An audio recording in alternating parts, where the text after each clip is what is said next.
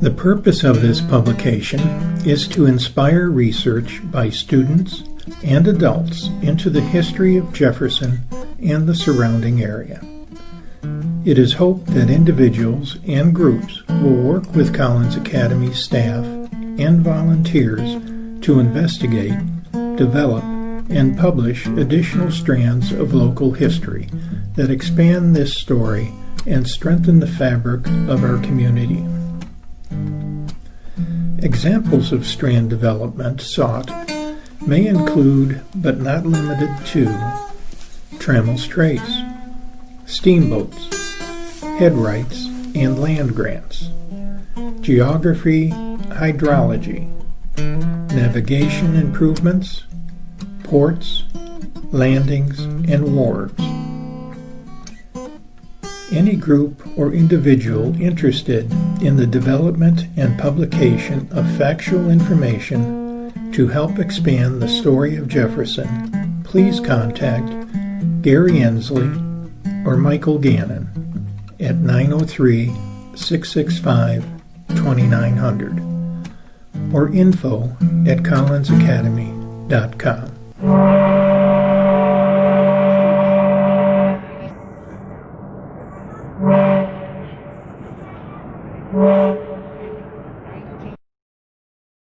Jefferson, Texas, was an important gateway that served as a critical port to the west during the mid-1800s. It was a point of landing where settlers could stop and resupply. Navigation made Jefferson a critical center that facilitated importing goods that were needed and exporting agriculture products to the national market. This field trip will take you back to those early beginnings to shed light on the undertold portions of Jefferson's history, the importance of riverboat navigation to this town, and the westward expansion of the United States of America. The 19th century movement of the European settlers into the American West began with the Louisiana Purchase in 1803, and it was fueled by the desire for opportunity and land ownership among the working class. Native peoples that formerly inhabited these westward lands across North America were now coming into contact with these settlers, and conflicts arose. Andrew Jackson, our nation's 7th president, used legislation to remove indigenous people with the Indian Removal Act of 1830. The act has been referred to as an act of genocide because it discriminates against native tribes and ensures vast death of their population. President Polk followed on with the Mexican-American War from 1846 to 1848. That opened up the remainder of the West to the American settlers. In 1845, journalist John L. O'Sullivan summarized why so many pioneers were migrating toward the western frontier. He observed that this was an essential part of the Republican project, and it was America's manifest destiny to overspread and to possess the entire continent. In the historic 1872 drawing shown here, Columbia leads pioneers and the advancement of civilization westward as she pushes bison and native peoples out of the way.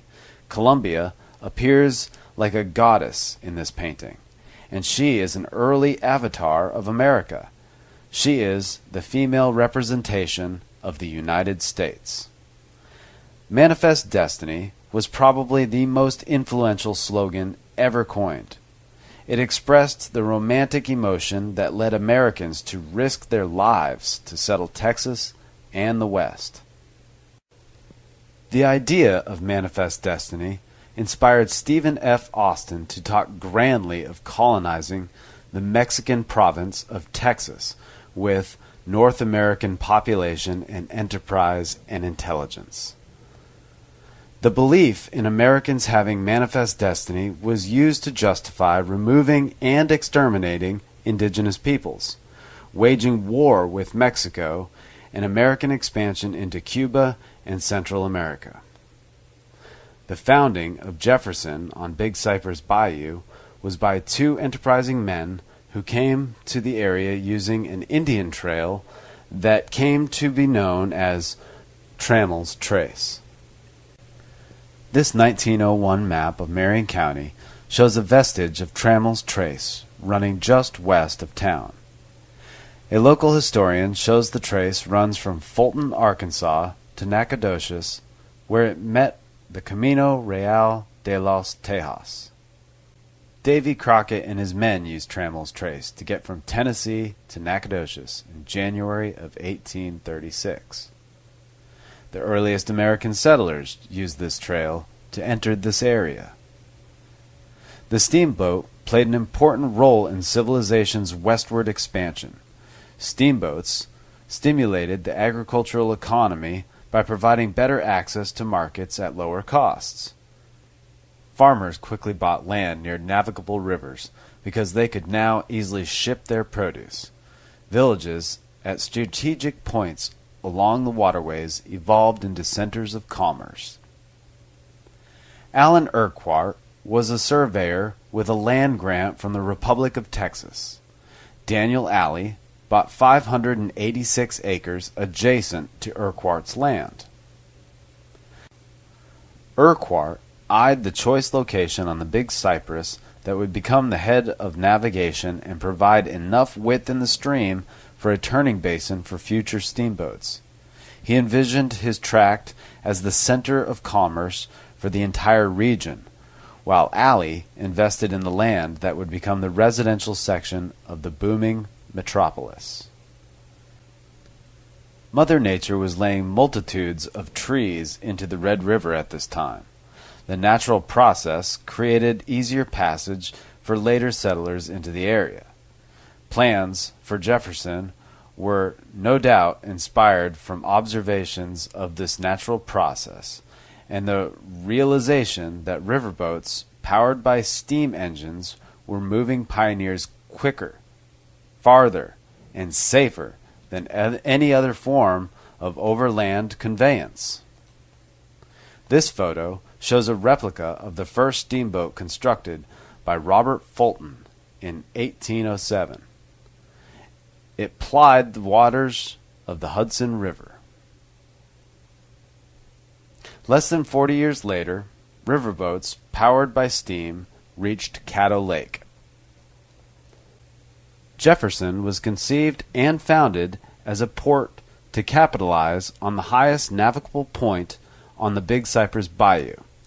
Jefferson was seen as a commercial center oriented on navigation, and particularly on transport possibilities offered by steamboats.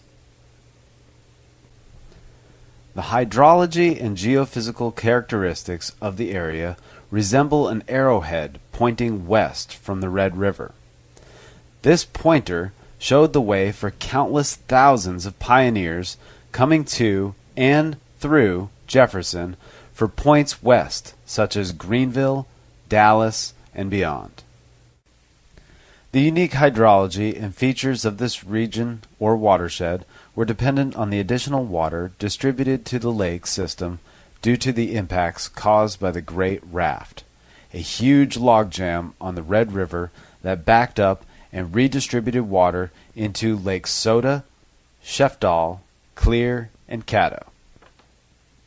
Captain Henry Shreve cleared this debris up to the mouth of 12-Mile Bayou and opened up a bypass around the impediments for steamboat traffic to the Middle and Upper Red River.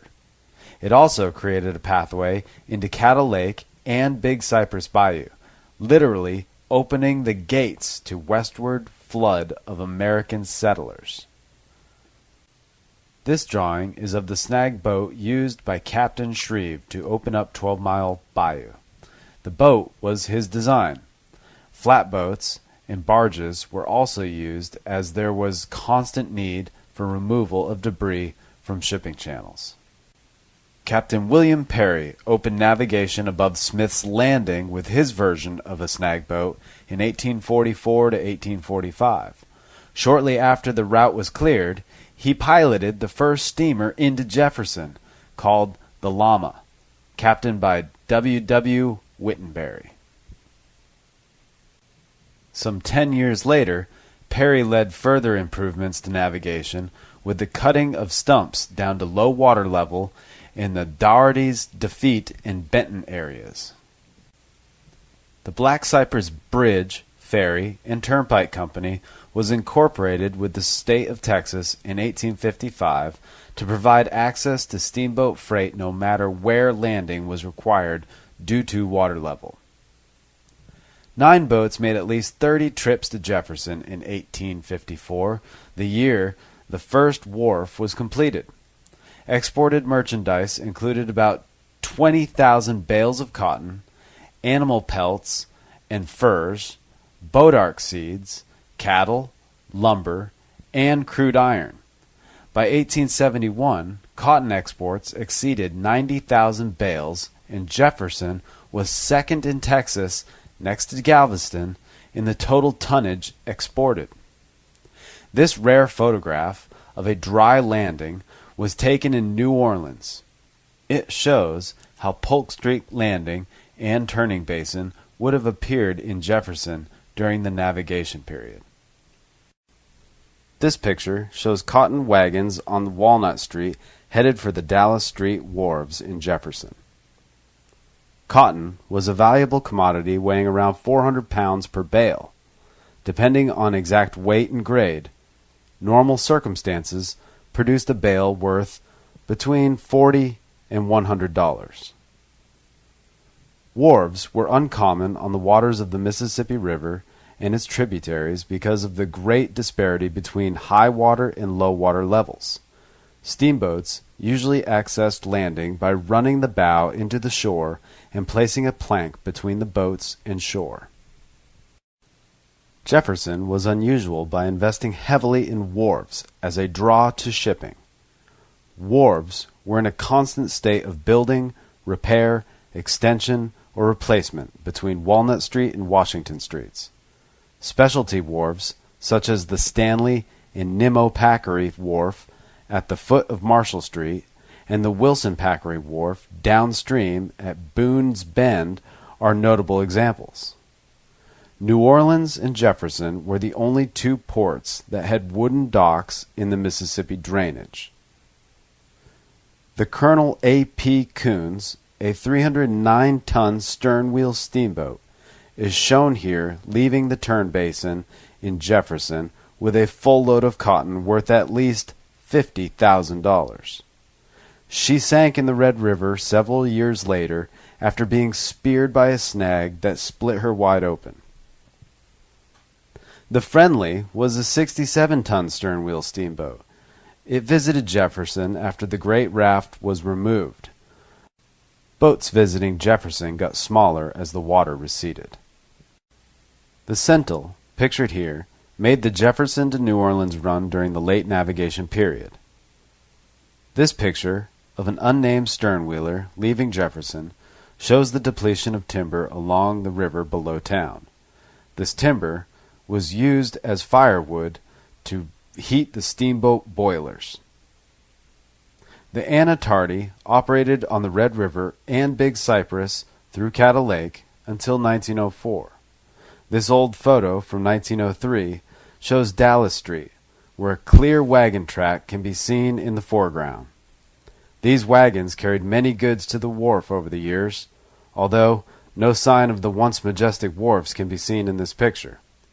Here, a crowd forms around the wagon ruts on Dallas Street, as the arrival of a river queen, no matter her size, would still draw a crowd. The 1872 Bird's Eye View of Jefferson by Herman Brocius, shown here, depicts Jefferson at the height of its population and commercial success, second only to Galveston as Texas's leading port. This print was made the year before the arrival of the railroad and has the busy bayou as its focus. The Loda No. 3 is among the 3 boats that are docked at the bayou, with the Charles H. Furphy steaming away and the Maria Luise churning up the waters as she arrives.